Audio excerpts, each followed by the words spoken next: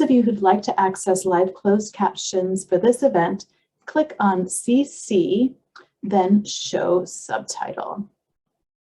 San Mateo County Libraries welcomes Sarah Jaffe, a Type Media Center reporting fellow and independent journalist who covers the politics of power from the workplace to the streets.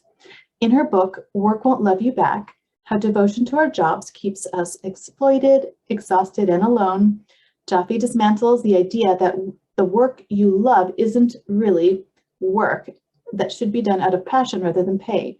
She argues that casting off the myth of the labor of love will empower us to work less, demand what our work is worth, and finally figure out what actually gives us joy and satisfaction. Welcome, Sarah Jaffe. Hello, thank you for having me. It's a delight to have you. I really enjoyed your book.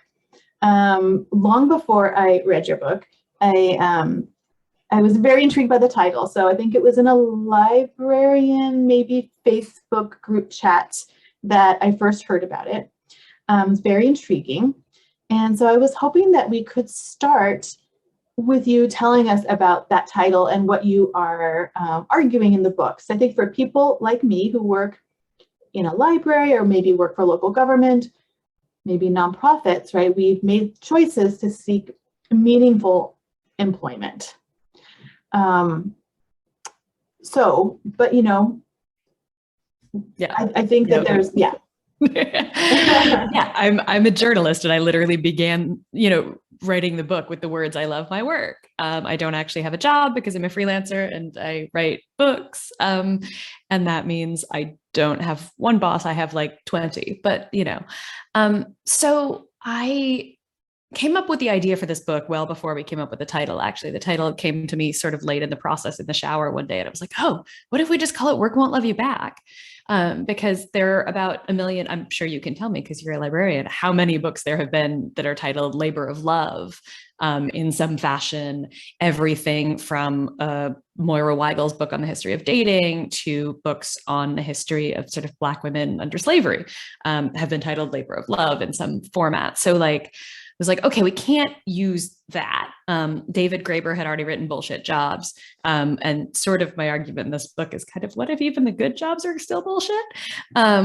But what I wanted to get at is just that, right? Is that like, we are sort of told this, and this is actually a relatively, we'll get to this more, I'm sure, new phenomenon that most people are expected to find meaning in their jobs, because not that long ago, when most paid work was sort of industrial labor, nobody expected you to like it, right? If you were a coal miner, not that long ago, I went to the coal mining museum in the north of England and actually went down one of the old mines, and the guys who lead the tours are like old miners, and they're, taking you around, and you see like how awful this work was.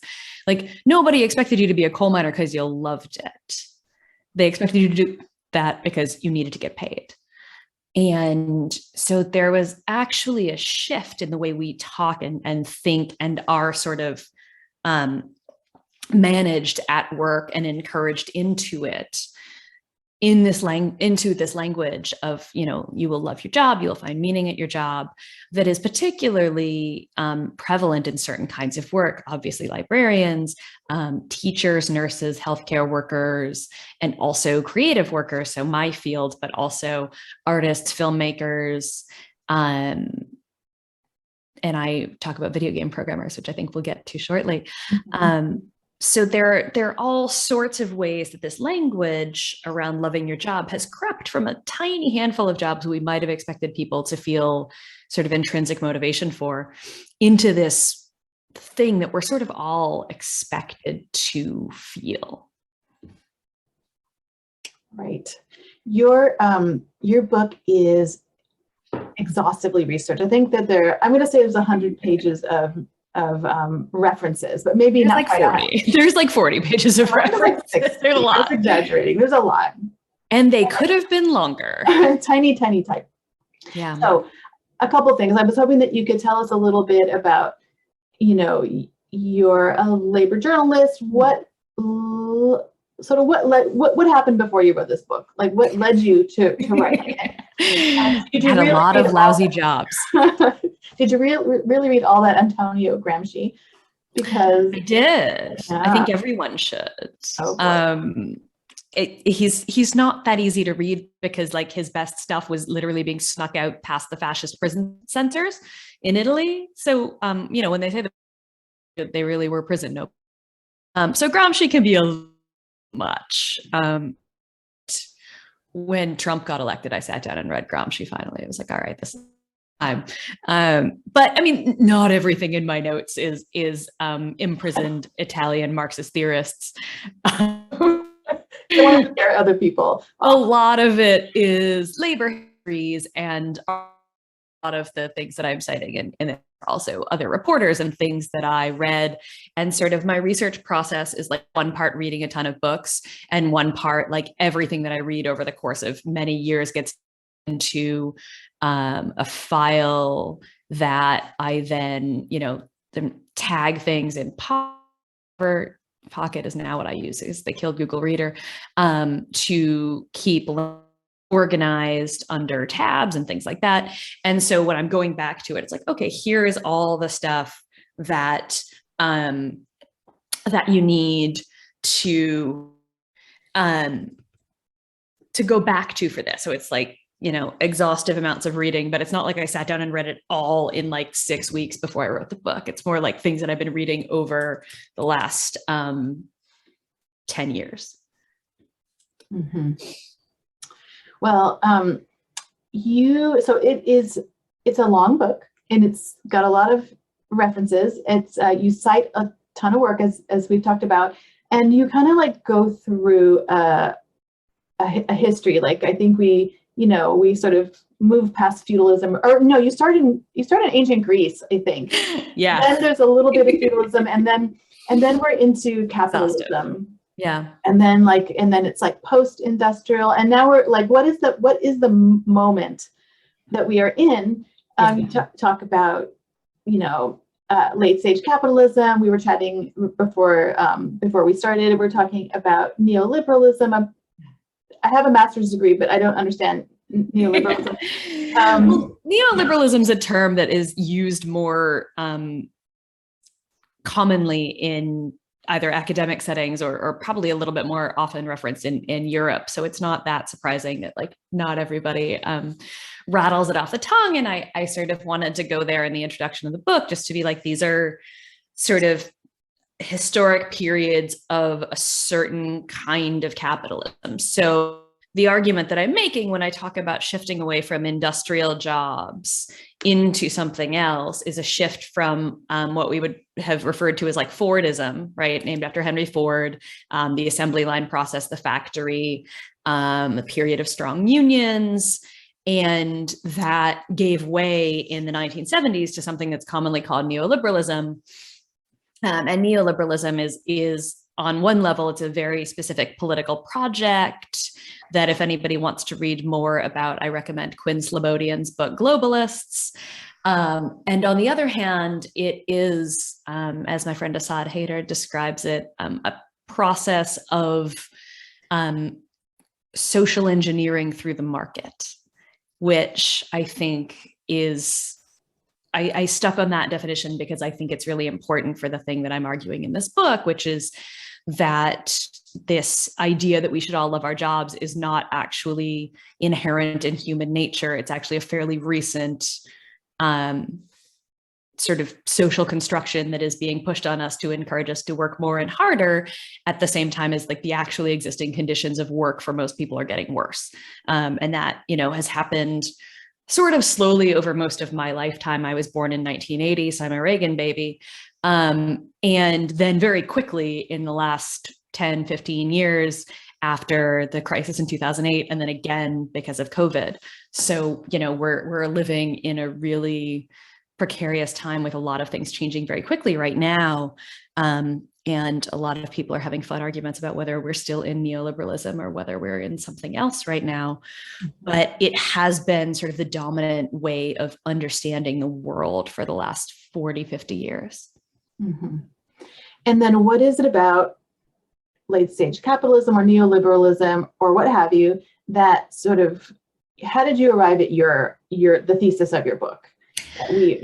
Yeah, I mean, so partly I arrived at this idea because, I, as I said, I was born in 1980. I grew up in the 80s and the 90s with all of this, like, do what you love, find something you love and whatever. But then, like, my parents were also old enough to be like, when I was like, great, I want to be a novelist, they were like, that's not a real job. You have to do something else.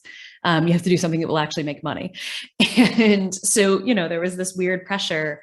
And then I finished undergraduate in 2002, which was excellent timing because that was the post 9/11 recession. And then I finished grad school in 2009, which was really excellent timing. And yeah, I had this book come out just as COVID was happening. So I'm doing great. But my experience of all of this has been like going to college, expecting to get out and get a job, and then finding that I was still waiting tables because it actually wasn't a great job market for an English major, even an English major with a pretty good GPA. And then when I finally went to grad school, went to journalism school, got a job, found that the conditions I was working in were not all that different from the ones that I had been working in when I was waiting tables for 10 years of my life. And I was also now out in the world as a journalist talking to other people about their work and their economic conditions, because like that was everything that was happening in 2009 when I finished school. And so I realized that like there's this gap between the story that I was told and then many, many people were told about what will happen to you when you go out into the real world and get a job and what kinds of jobs you can get and, do what you love and you'll never work a day in your life and blah, blah, blah, blah, blah, blah, blah. Yeah. What are your dreams? And the reality was that I couldn't get my dream job. I couldn't even get a job. That it took me 2 months to get a restaurant job, even though I had 5 years of restaurant experience and a, BA. And that was when I started thinking about this. And it sort of came together over the last, over the years as I was talking to more and more working people from more and more industries, as there was, a wave of teacher strikes that started in 2012, as there were waves of nurses strikes. And I was seeing in real time sort of what was happening as there was a wave of union organizing in my industry and in several other creative industries, also in places like art museums. I just did a panel 2 weeks ago with a bunch of art museum workers who are unionizing. And so I started to realize like, oh, this is the time to actually put this all together because the laborers of love are no longer sitting back and taking it anymore. Yes, we'll talk about trends a little later, but you mentioned COVID and the pandemic, and I think that this has been a time when we've all been asked, or I think many of us have felt lucky to work during this time, but we've all been asked maybe to sort of do it for the children, or I don't know, sort of like. In our roles as carers, right? Mm-hmm. Do it for whatever it is, yeah. for the clients, for the children, an expectation that we will sort of make sacrifice, I think, mm-hmm.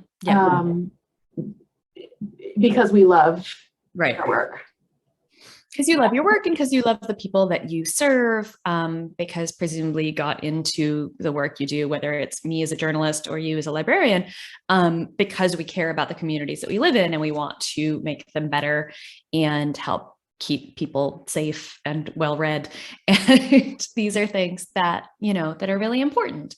And they are really important. And that's also why we are constantly in both of our industries and several others being asked to do more with less all the time, right? So budget cuts to libraries have just been constant for as long as I can remember hearing about public libraries and knowing that they were a thing that had to be funded by something.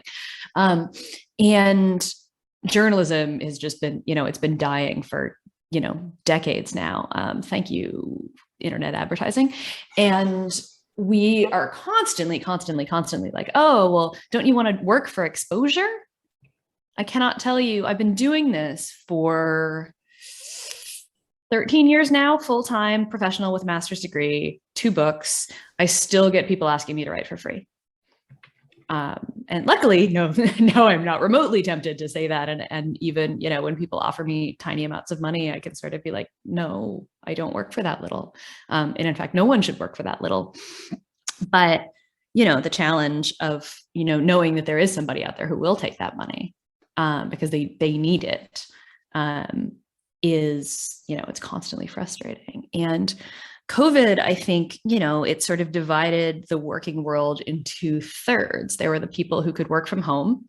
You know, I mean, I've been working from home for the last 10 years, but people who had office jobs that could easily be sort of taken home. There were people who just got fired.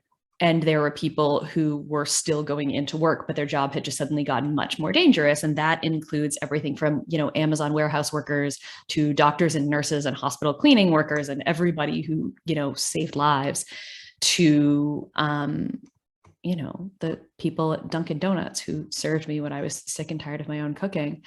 And that, you know, all of those people in various ways, their working conditions had gotten worse. Like working from home, sometimes it's great, sometimes it's awful. It's exhausting. Being on Zoom all day is terrible. I feel like if you see me sort of looking away from the screen, it's just because actually like staring into Zoom gives me headaches. And if you were working at, I did this interview with a worker at Sephora, the makeup chain, early on in the pandemic, who said, you know, before the pandemic, this was a pretty good job. It didn't pay a lot of money, but it paid enough. And I got to, you know, put makeup on people, and that was kind of cool. And I got a good employee discount, and it was like an all right job. But now I'm not going to die for lipstick. And like that, you know, encapsulates so much about the change that took place. It's like, this job was all right. It wasn't a great job ever. And it could be demanding.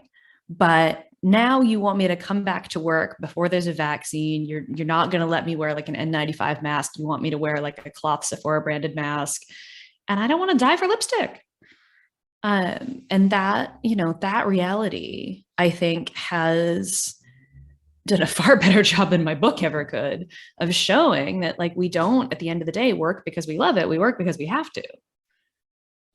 And that, you know, that kind of sacrifice, it's probably a lot easier to say I'm not going to die for lipstick than to say I'm not going to die for like the people in my community who use the library and depend on it, from the kids to people who don't have homes or internet access at home to, you know, go on a job hunt themselves, like all sorts of things you need from a public library. It's really hard, I imagine, to look at that and say like, no, I'm not going to go back in. You know, public school teachers just came in for so much abuse during the pandemic. And I absolutely lost it at one point, wrote like 5,000 words of just like anger, because if I saw one more op-ed blaming teachers for not wanting to go back into school because kids couldn't get COVID, whoops, kids can get COVID. Kids could especially get the Delta variant. That was great. I was just losing it because the teachers that I know and talk to were terrified. You know, a good friend of mine, his wife has stage 4 cancer and they wanted him to go back to school. And he's like, no, because I'm not going to bring home something that could kill my immunocompromised wife. You know, but every newspaper across the country is saying like, well, how dare these selfish teachers not get back in the classroom and like cheerily die so that I don't have to put up with my kids all day. Not to make light of the fact that, you know, people were losing their minds having their child around all day. But the problem is that we have a society that doesn't think about how to provide functional childcare other than public schools. And so what happened in the pandemic is that the sort of teaching function of schools, which kept going on Zoom, right, and was exhausting in its own way, because being on Zoom all day is hard enough without trying to entertain 37-year-olds on Zoom all day and actually teach them something. The caring function, or not even the caring, the child sort of minding function, right? The part of the school where they take care of your kids all day because your kid goes to someplace where you know they're safe. That is suddenly separated from the teaching part, which the teachers are still busting their butts to do. And yet they're being told that they don't care enough. And it was just like, it was enough to make me lose it. And I'm not actually a teacher. So. Yeah, that's a lot. That is a lot, and cuts very close to home. I think those of us here tonight who have children, even I have a college-age child, but a lot of that is very relevant to our experience the past 2 years as well. Sarah, do you think this is a good time to read a little bit from your book? Sure. Do that and then ask a few more questions. But I want to remind everybody in attendance that you can put your questions in the chat for Sarah. So we will make sure that we leave enough time at the end to get to your questions. Right. Yeah. So we had discussed me doing a little bit of a reading from, as I mentioned, the video game programmers chapter of the book, which is about tech work in general. But specifically, I wanted to spend some time with these video game workers in London and the rest of the UK who had formed one of the first unions in the industry, which was also sort of one of the first unions of programmers, period, right? It's a very, very non-organized industry where the going story is that this is really great work, high paid, it's fun, particularly when you're working in games. Games are fun, games are cool. And the reality, of course, for a lot of these people is very different. So I'm going to set a timer so I see how long I'm going for here. And yeah, so picking up sort of towards the end of this chapter where they've started organizing. So the first strike in the video game industry was called by voice actors, members of one of the old Hollywood unions, the Screen Actors Guild, American Federation of Television and Radio Artists, or SAG-AFTRA, struck against 11 of the biggest games companies for just over a year. They were calling for residuals and royalties to be paid to voice actors like those that film actors enjoy. And though they did not win those demands, they did win raises and proof that games companies could be brought to the table to negotiate with a part of their workforce. To Kevin Aguazza, at the time, the victory seemed far off from the work he was doing. There was a sense from the developers, he said, that they were the ones doing the real work of making the games, and the voice actors just showed up and talked, a sense that echoed the company's treatment of the actors. He'd been in the United Kingdom for just a few months at the time and remembered thinking, yeah, it's bad, but that's just how it is. He thought he'd be able to adjust, to work his way up the ladder, but the discontent was bubbling up around the industry. It boiled over at the 2018 Game Developers Conference in San Francisco. A panel was scheduled for the conference titled Union Now: Pros, Cons, and Consequences of Unionization for Game Devs. The people putting together the panel, Aguazza explained, were closer to management than the rank and file developers, and a group of developers who were talking union began to organize around the panel to get pro-union workers to attend and ask questions. What had begun as a Facebook group and then as a chat on the Discord service became a campaign that now had a name, an official website, flyers, and a goal: Games Workers Unite. After the panel, Aguazza said, the discussion of organizing snowballed. People joined the Discord chat and then began to start local chapters where they lived. The conference was based in the Bay Area, but as workers in a massive international industry, the developers knew they had to take advantage of their reach on the internet to start chapters on the ground where they worked. They talked about crunch, which is the industry name for excessive unpaid overtime, but they also talked about sexual harassment and discrimination. And discrimination was something that particularly drove Aguazza to get involved. A bunch of these problems, they just get progressively worse if you're a person of color and LGBTQIA person, he said. They become factors compounding an already shitty environment. His actual work experience has been fine, though the long hours persist. But he recalled, in school, they asked us for a current figure in the industry, in your field, that you look up to, relate to. I couldn't name a single Black person in games. He remained, at the time we spoke, the only person of color at his company. And for him, the union was a way to speak up for marginalized people in the industry. I'm going to skip through a little bit because I will go forever if I don't.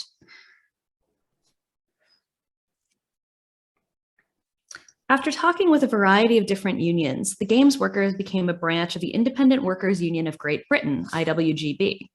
A relatively new union begun in 2012, IWGB represents mainly low-paid immigrant workers in fields that have been long non-union: cleaning workers, security guards, and gig economy workers like Deliveroo, bike couriers, and Uber drivers. Because of the developers' relative power in the industry, they have been able to put forward demands on behalf of less powerful workers. Issues like 0 hours contracts, work contracts in the United Kingdom, where contracts are common, but do not promise workers any hours or give them a regular schedule, are still pervasive in the lower levels of the industry, particularly for workers doing quality assurance testing.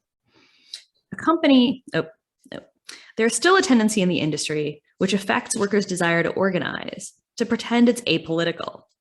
We make great art, we don't make politics, is how Aguatsa summed up this argument. Yet the games, he pointed out, are inherently political, from war games discreetly funded by the military, to superhero games like a Spider-Man game that featured Spider-Man using police-operated surveillance towers to track down criminals. How can this not be a political statement, he asked. Actually, we were talking about this earlier, so I'm going to read this a little bit and then end. Online gaming culture had a track record of toxic culture, particularly the right-wing Gamergate movement, and that kind of culture rubbed off on the workplace. Games companies, in the wake of the 2020 racial justice protests, rushed to put out statements saying Black Lives Matter, but they rarely, Aguatsa said, acknowledged the conditions they created inside their companies. One of those companies, Us2, billed itself as a fampany, an awkward portmanteau of family and company. It proclaimed its commitment to diversity and inclusion, but when it fired Austin Kelmore, GWU UK's chair, its internal emails criticized him for spending time on, quote, diversity schemes and working practices, and for being a, quote, self-appointed bastion of change. One email shared in The Guardian proclaimed the studio runs as a collective we rather than leadership versus employees, but also said that Kelmore had put leadership on the spot. GW UK fought for Kelmore, but even before the pandemic, such processes took time. After the pandemic, they were backed up even more. So I will stop there because this book is long, but thank you. So your book is full of stories like this one. In every chapter is sort of framed, starting with like a research that you've done, interviewing a worker, and often tied to a particular struggle. How did you find these people? I mean, I know it's sort of like what you do, but but it is. It's a combination of things, right? So Kevin and Austin, who I talked to for this chapter, I reached out to folks that I knew in the UK who were organizing in this, the broader tech industry, found my way to a woman called Miriam who was working with games workers. She put me in touch with all of them. Went to London, went to an organizing meeting, went to the pub with everybody, sat down with a bunch of people and had a long conversation and then followed up with them. In other cases, I had been following stories for a while. The teachers' strike, there have been quite a lot of teacher strikes in the last 10 years. But one of the ones that I knew was probably going to come off while I was working on the book was the strike in Los Angeles in 2019. And so I kept one eye on that. And when it was fairly clear that they were going to go out, I, pitched my editor at The Nation, said, will you send me to LA to cover this? And then once I was there on the ground, started asking people, talked to a bunch of teachers and went all over the place, but sort of asked people that I met, like, who would be a really good person to profile for this chapter? And several people said Rosa, who is the teacher I ended up with, Rosa Jimenez, because she was not only a really great teacher, but also somebody who was really, really involved in organizing alongside her students. She's a high school history teacher. And her story was just incredible. She made me cry. I tried to make everybody cry in writing it down. I don't know if I succeeded. But, a lot of it is stories that I follow for a while and then sort of trying to find that person who is not necessarily representative, but who, because these are big industries with a lot of different people in them, but people who have thought critically about the industry that they're in and the organizing that they're doing in it. I did trace people through the organizing work they were doing because I really wanted to talk about their critical understanding of their industry and how they were trying to change it. So I'm not just being like, yeah, everybody's complaining about their work, but actually they have like very specific things about their workplace that they want to improve. So the video games workers very much want to cut down on crunch time. And also to improve the racial and gender makeup of the industry. So it's not just a bunch of sort of young white men who, with massive turnover. So they're all sort of 20-something white boys. And in other places, the demands are very different. But interestingly, and this is bearing out in some of the strikes that are happening right now, working time is really starting to become central to so many people's demands, whether that be, the strikes that we've seen at Frito-Lay and Nabisco and Kellogg this year, where workers are talking about 16-hour forced overtime, to Uber drivers who are arguing that they should get paid for the time when they are, on the app, and not only the time that they are literally have a passenger going from point A to point B, because if they have to drive 3 miles to get to that passenger, that's working time that they're not getting paid for. So I think a lot of these demands around working time are just going to get more central now, as we're seeing sort of questions of time and space at work become more and more powerful for people. This might be a good time to segue into talking about trends. Yeah. So, we want to hear what you think about all the sort of interesting things happening in the world of work and labor right now. So for you, you mentioned that teachers are always on strike. It seems like nurses are always on strike. Well, especially lately. I mean, it's, you might have 50,000 nurses and hospital workers across the Kaiser Permanente system. They have to give a 10-day notice. So I do not think that they have done that yet, but they have been taking strike vote after strike vote all up and down the West Coast and in Hawaii. So that will be huge if that actually happens. Right. And I think here in the Bay Area, driving around, you have probably seen picket lines in front of Kaiser hospitals. Yeah. So that's one trend. We're also hearing a lot about like all the R's, what we'll just call all the R's, like the Great Resignation. I wrote a note here: Great Retirement, the Great Reset, the Great Reshuffling, the Great Goodness. Maybe I'm making some up now. I don't know. But that is something that a lot of people are talking about and thinking about. And then there's something that I've noticed, which is sort of like employer activism. So this is sort of new for me. It's interesting, but we were chatting earlier, Sarah, and I was telling you that my bank had like I think a Black Lives Matter statement that got communicated to me somehow. I don't know. Every employer, right, has an equity statement these days, doing EDI work. It's interesting. I think some people really like it and feel like it's a long time coming, but it's also odd, right? It's odd that that your activism should be employer led. Yeah, well, I mean, and it's very easy to put out a statement like the section that I was just reading from, right? Where like all of these employers are putting out statements that Black Lives Matter, but they're not hiring Black people. Kevin's still looking around the room going, I don't see anybody else. It's just me. It's just me here, guys. Or the company is saying we care about diversity and inclusion, but when the diversity and inclusion chair in the company, who happens to be a queer man, is saying like, okay, well then let's put this to practice, he got fired. So, it's often companies are sort of lining up behind slogans as though they are brands to identify with, rather than movements that expect you to participate and do something. And so, when you were talking about your bank, and I was like, was it Wells Fargo? Because Wells Fargo has been sued quite a lot for racial discrimination, for pushing Black and Latinx families into subprime mortgages when they come in based on how they look and their assumption that, people of color don't deserve a prime rate mortgage.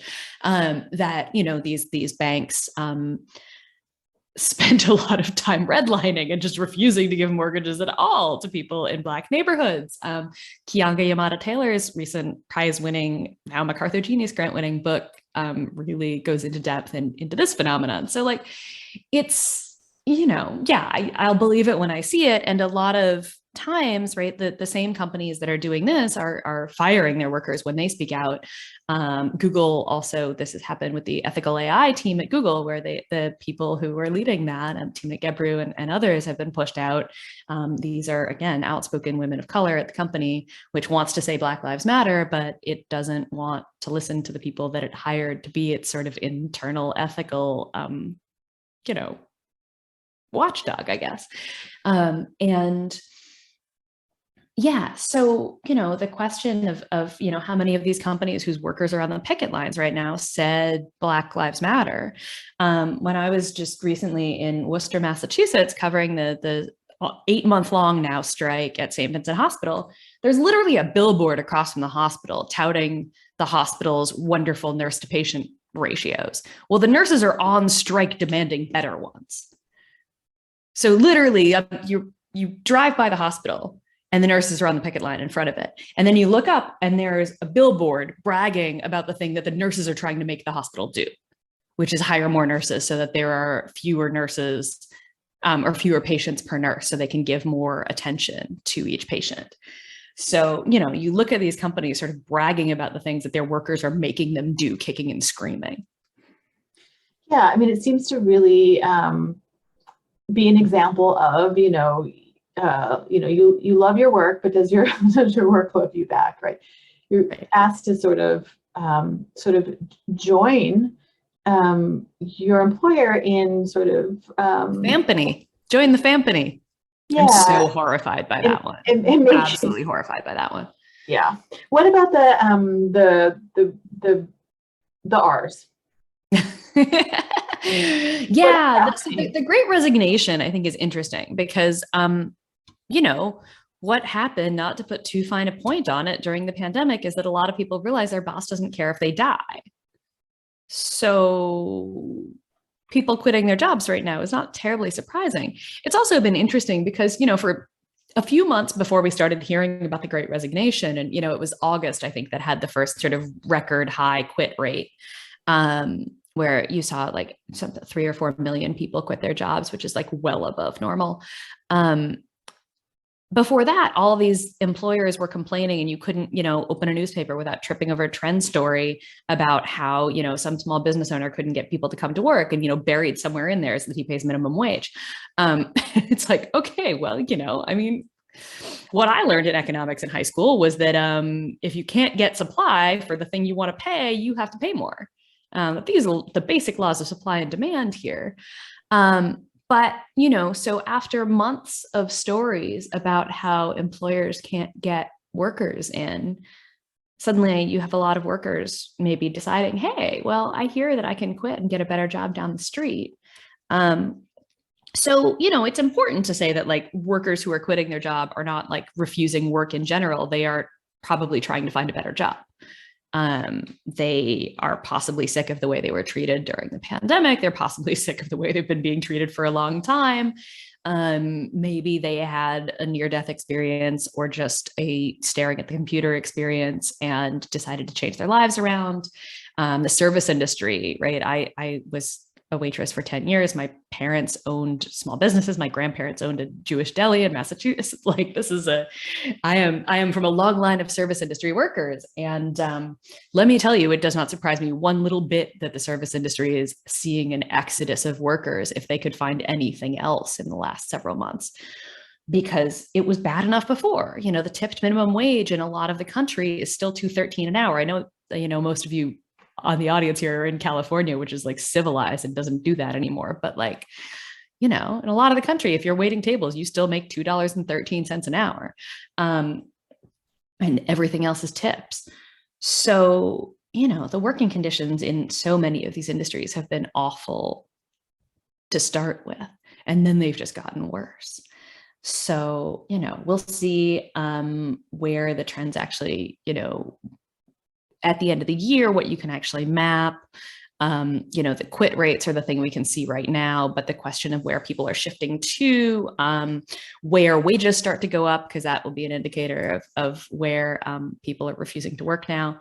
all of this is going to be really, really interesting for people who are more of a number crunchers than I am to shake out, and then me to, call them and interview them for a story. Thank you. So I think this might be a good time to pivot and take some questions. I think we have a couple. And for those of you listening, if you have questions for Sarah, put them in the Q&A. Do you want me to read them, or Sarah, do you want to read them? I'm happy. If you want to read them, that's great. So what inspired you to be a journalist? It's a great question. I couldn't be a novelist because my parents said I wouldn't make any money. And now I've realized that I also don't make any money as a journalist. So I'm writing nonfiction books. I'm actually going to try and write a novel. We'll see if that actually shakes out. But yeah, I wanted to write. And it turns out that I also like talking to people about their stories. And that's actually, my favorite part of the job at this point. The weird thing about having a book come out is I have to spend a lot of time talking about myself, when I'd rather, I'm much more comfortable being like, here's a microphone, you tell me about you. And yeah, I think it's a great and necessary job. And also I'm exhausted all the time. And it's a really frustrating industry to be in right now, because it's just it's dying in a million different ways. And I actually do think it's really important. One of the things that pushes me to stay here, even though it's terrible a lot of the time, is that, I think information matters. And I think, especially right now, we're seeing sort of the real fallout of misinformation. And so I think journalism is important. I think libraries are important. I think people who help people be sort of digitally literate and media literate and have access to research materials and reading materials and all of that stuff, these are the things we should be investing in as a society. And instead we're sort of cutting investment in them. And it's a real bummer. Yeah, I mean, it's been hard to watch. I think I should mention that you've written 2 nonfiction books, right? So Work Won't Love You Back is not your first book. No, my first book was called Necessary Trouble, Americans in Revolt. And it was about social movements in the US since the financial crisis. And it came out in 2016, which was a great time to be writing about all those things. So I wrote about sort of the first and second iterations of Black Lives Matter, Occupy Wall Street, so housing organizing, the climate movement, debt strikes, a bunch of fun stuff, and the teacher strikes. Did you get the idea for this book around that time? Yeah, I was building and sort of slowly putting this book together. I actually had this idea that I was going to turn around and write this book right away after the first one. And it turned out I needed a break and to go back to being a journalist for a little bit. Not that writing the books isn't also journalism. I'm doing a lot of the same thing that I do in shorter articles for the books, but needed to sort of be a breaking news, or at least a shorter turnaround reporter for a little bit again. But yeah, this book has kind of been building for the entire time that I've been a journalist, I think. Probably also was building when I was a resentful waitress too. Okay, so let's ask another question. To what extent is your argument about work an argument against capitalism? So we touched on that a little bit, maybe.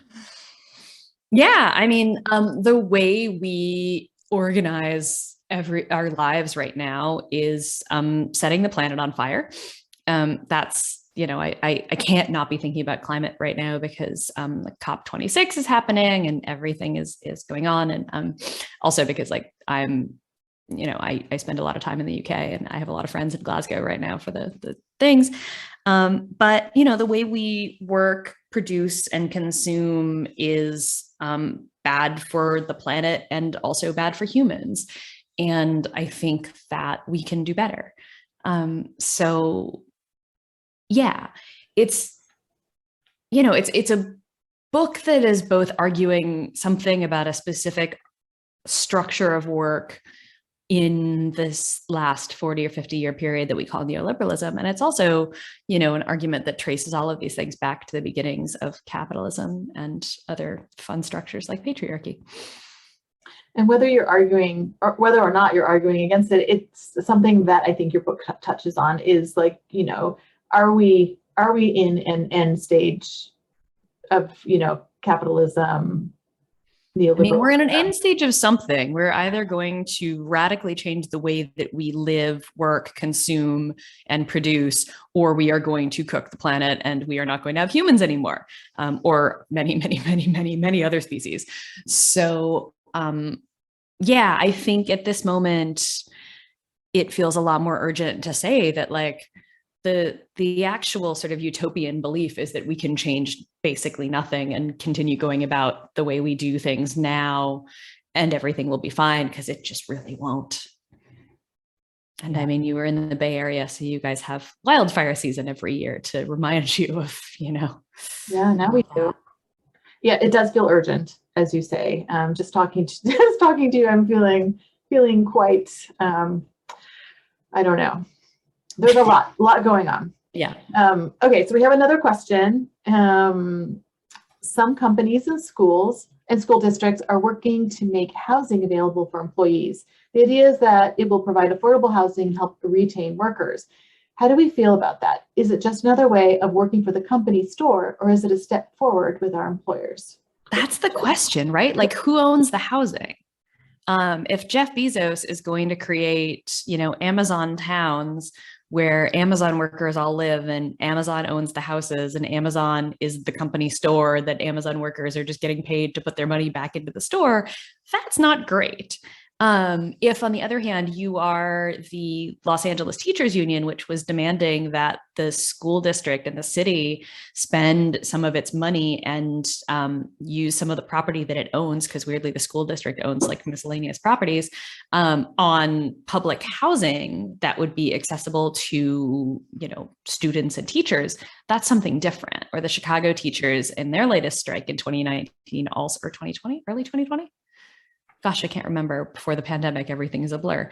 We're also making demands around housing for homeless students, extra funding and support for homeless students. So, you know, yeah, it's going to be a real mixed bag of who owns the housing, who controls the housing, who gets to decide what the rents are. Yeah, because I mean, housing is just one of the huge crises of our time, right? That home prices just keep going up when wages have not been going up. And for a little while, that seemed to work out for people if you were lucky enough to have bought a home. But now it turns out there's an entire generation of everyone younger than me, basically, who has a very hard time even buying a one-bedroom apartment. Not that I speak from experience or anything. I was wondering, did you have any, so we've raised a lot of topics and it's feeling very urgent. And do you have recommendations for further reading, further research? Is there anything that you would like to point us to? Yeah, I mean, I feel like I've name dropped everything from Gramsci to Keeanga-Yamada Taylor to various and sundry other things. I think one of the things that is really important right now is, you know, not to toot my own horn, but sort of labor journalism. And there are, you know, a handful of us who've been really trying to revive the labor beat. And it's tough because, you know, right now there are big strikes happening. There's all sorts of stuff, but there's not a lot of papers and magazines that have dedicated labor beat reporters on staff. I'm freelance. A lot of other people are freelance. I joke that, you know, covering the gig economy is itself a gig economy. And so, you know, it's hard. It is a lot easier for me to make a living writing a book and talking about the book that I wrote than it is actually doing the real bread and butter work that I think still really matters. And yeah, there are just a million really good books that I could recommend. Gabriel Wynant's book, The Next Shift, is wonderful. I'll put some of these in the chat too. Keeanga's book I recommended. What was I just thinking about earlier today? Oh, my friend Paulo Garbaudo has a book about whether neoliberalism is ending called The Great Recoil. I think I also mentioned Quinn Slobodian's book, Globalists, which is about the sort of people who came up with the whole theory of neoliberalism and helped put it into practice. Yeah, there's so much to read and so much going on right now that I think is really exciting, even though everything is horrifying. Also, I think it's a really good sign that people are angry, that workers are on strike that, when so many of these workers go out, they make demands that are good, not just for themselves, but for all of us. I was just talking about the teachers making demands around housing. So, and the nurses making demands around staffing levels, like in so many cases, when the laborers of love go out on strike and make demands, they're making demands that will make the world and their workplaces better for everyone who has to use them. So I think this is a potentially really important and exciting time, even though it's also really dark and grim, and God, I'm sick of being on Zoom and want to be in like rooms with people again. Hello, lovely people. I wish I could see your faces. As do I. It sounds like we need to put together a book list, which we can do, because we do in libraries. Drop a couple of these in the chat while I'm thinking of them. You've touched on this a little bit, but there's a question about your plans for the future with journalism and or with writing books. Yeah,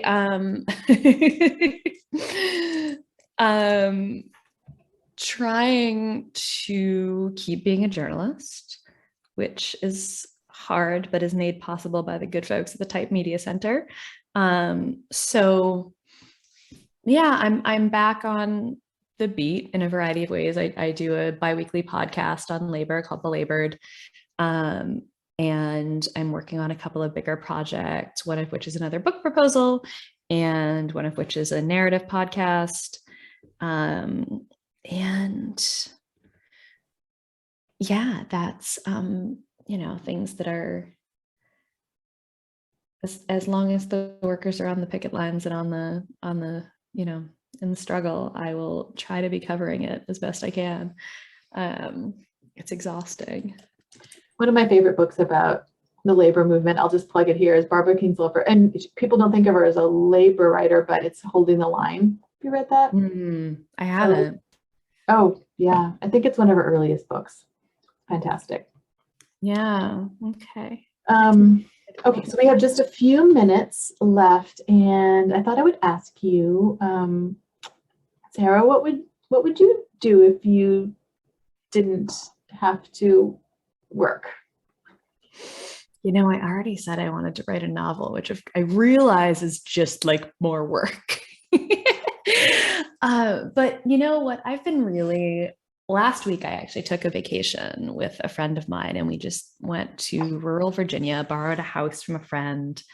And we just sat around knitting and baking and like talking about our mothers and all of the other things that you do when you just like actually get to spend a luxurious amount of time with a friend, rather than sort of rushed like coffees and dinners in the city between work appointments.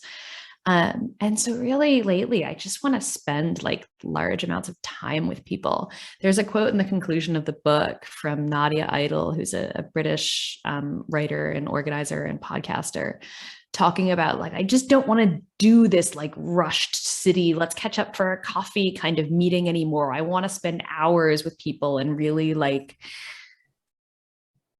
yeah. And I'm just really feeling that. Like, I just want to have the time and space to really spend with people and not feel like I've got to get back to work now. Yeah, I think we all do. Really, just all feeling that we want to see other people up close. Yeah. I joke about the pandemic sort of pushing us all back into like Margaret Thatcher units, the way Margaret Thatcher famously said, there's no such thing as society. There are individual men and women and there are families. And like COVID sure did its best to sort of push us back into those. And I think it backfired, and most of us just really are realizing like, no matter how much you love your family, if you were locked down with only a couple of other humans that were the people you got to see and touch and hug for however long, that was really not enough. And that like, if like me, you spent lockdown winter by yourself, you really felt alone and wanted to just get back to actually seeing and spending time with people. Yeah, that sounds particularly hard.